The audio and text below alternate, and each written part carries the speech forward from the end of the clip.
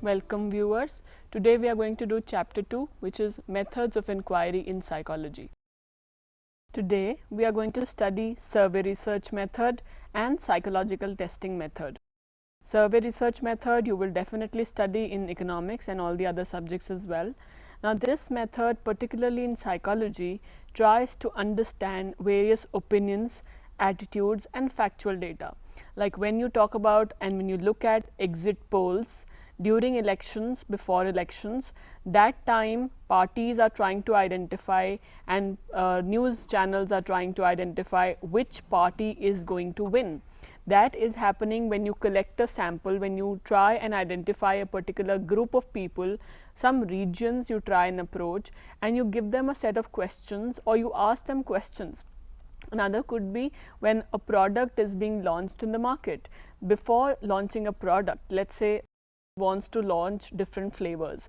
Before launching their flavors, they would want to know which flavors are already available and which flavors could be added. What do people want? So basically research in survey basically tries to identify different opinions, attitudes. So attitude could be attitude related to marriage. Different opinions related to different topics, again different factual data. That is what survey about the government, factual data. Let's look at the types of survey here. Types are basically the different kinds of interview. Through interview, surveying could be done, personal face-to-face interaction where in-depth information is being collected. Now interview method is a very direct method. Interview can happen in two forms, structured and unstructured manner. Structured is also known as standardized and the other is unstandardized. Structured is basically when a fixed set of questions are there. Unstructured when the questions are happening in a random order. In a viva, in a science viva, the questions are not fixed. A particular child can be asked anything. That is unstructured or unstandardized. Structured is when simple questionnaire is given to you, you have to fill it up like a feedback form where fixed questions are there, everybody is answering the same kind of questions. That is structured. The advantage is this is very closed ended, there is a uniformity, everybody answers in the same manner.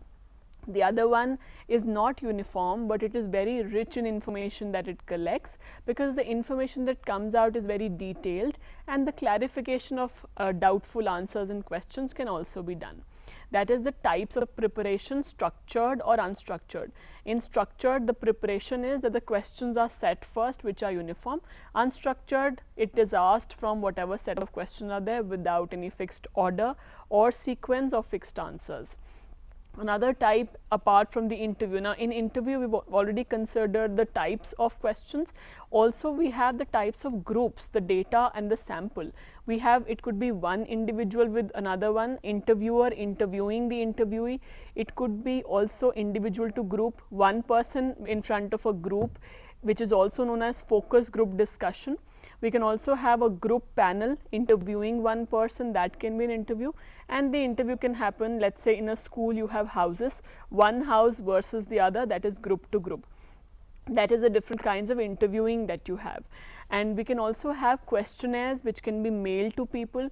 You get also telephonic surveys could be there. You get calls from, let's say, call centers who ask you whether you need a certain kind of credit card. That can be a telephonic survey. They try and find out how many people use their credit card, which people don't, or a certain network or a certain phone connection. That is a telephonic survey. So in a lot of surveys, you are getting a phone call and you are asked about certain opinions about a certain political aspect. That is a telephonic survey. You get a phone call and you have to reply on that. Now that is very confidential because your number is being given through your telephone company, through your network company. Your name is given, your detail is given.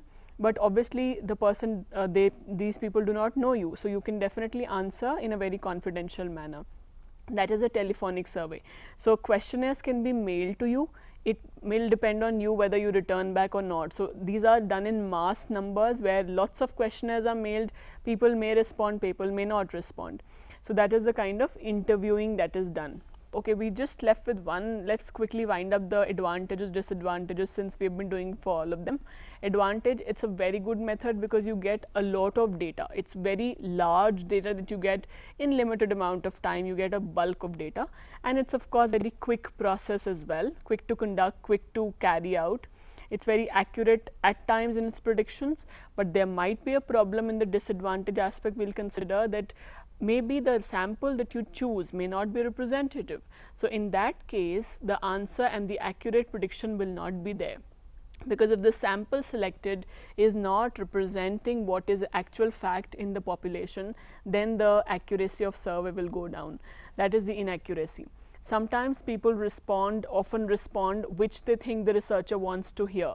So, that is one catch in survey as well, that a lot of times whatever the researcher wants to hear, that is what is answered by the survey. Results are useful when respondents are true representative of the universe, that we've already talked about, in the sense that representation of the sample is very important. If it is genuine enough, it will definitely give you good results, otherwise it will definitely hamper the study. Let's move on to the next topic, psychological testing. Now, this method is basically very prominent to psychology. We are talking about testing. What are we testing? Various variables. And how are we testing? Through the use of a very objective tool.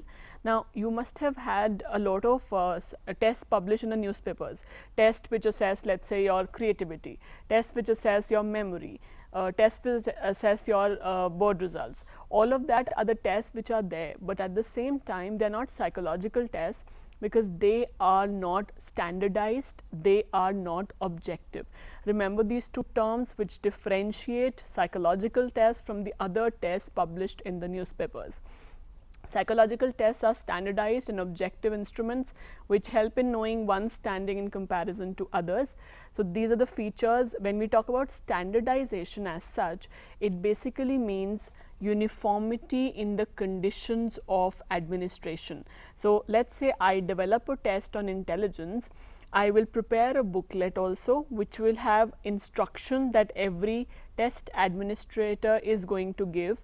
It will have the scores through which I will compile the results. It will have all the other data which I need for my testing. So, that is standard, nobody can change it. It has to be in exactly the same format as the test developer predicts it and decides for it. That is standardization. Uniformity in the conditions of administration, including the test instructions, procedure, manual, that is the booklet, the way it is scored, the time limit, all of that is fixed, nobody can change it. That is done and developed through a process of research. That is how standardization happens. Standardization has three important parts: reliability, validity and norms. If I develop a test, it has to be trustworthy.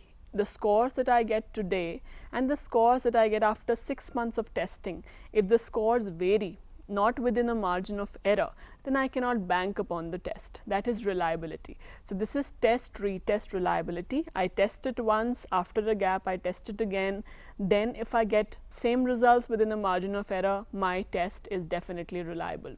Second kind of reliability is split half reliability.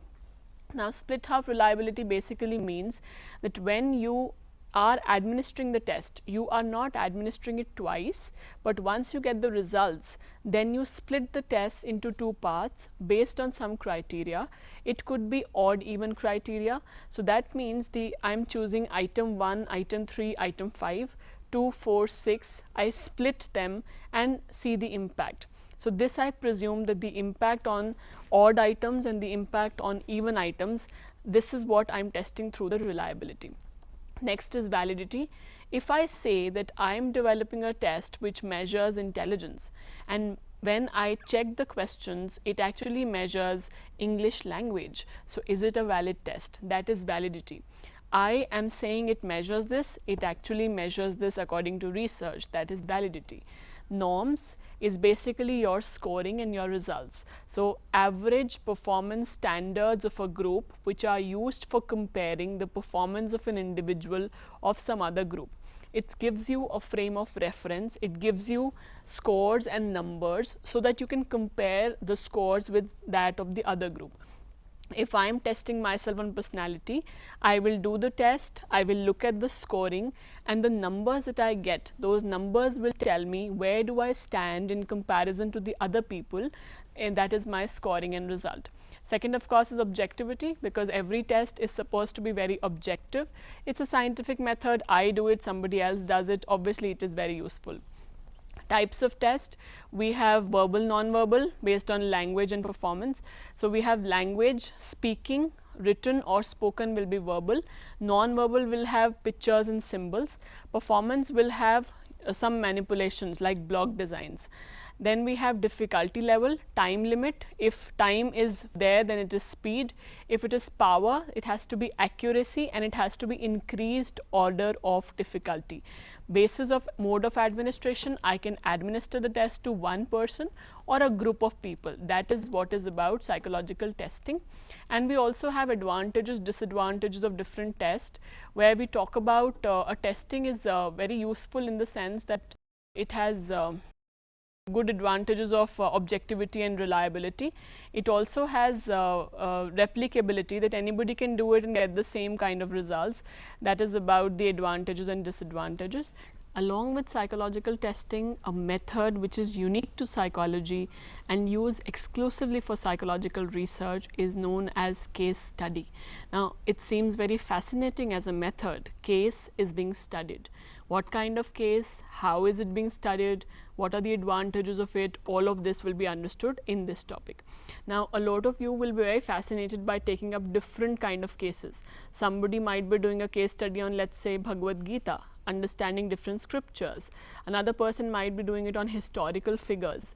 We can do it on a person who is perfectly normal, not having any problem.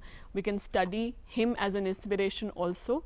We can study a case which is very unique. Let's say I am trying to study 3 creative writers. I am trying to understand their commonality. I am trying to study a particular MNC and its functioning.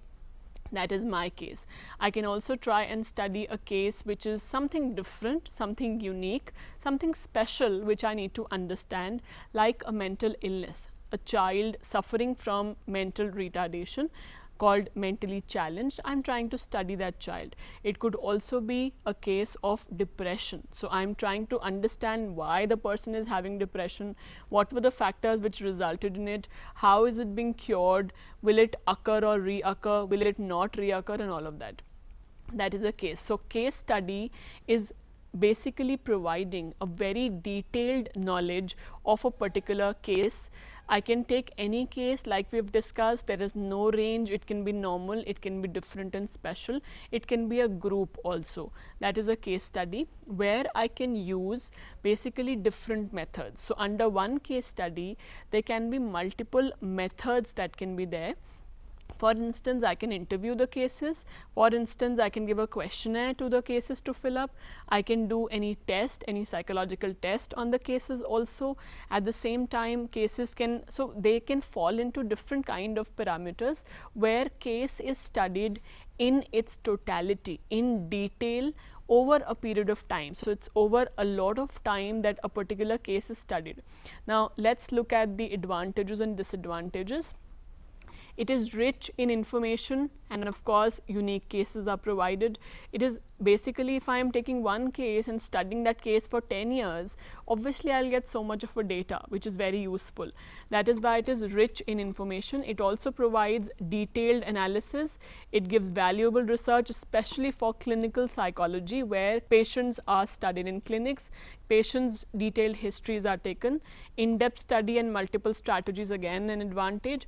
Disadvantage, it cannot be generalized because it is only few cases, and obviously you cannot continue that case. Maybe something happens and you cannot continue.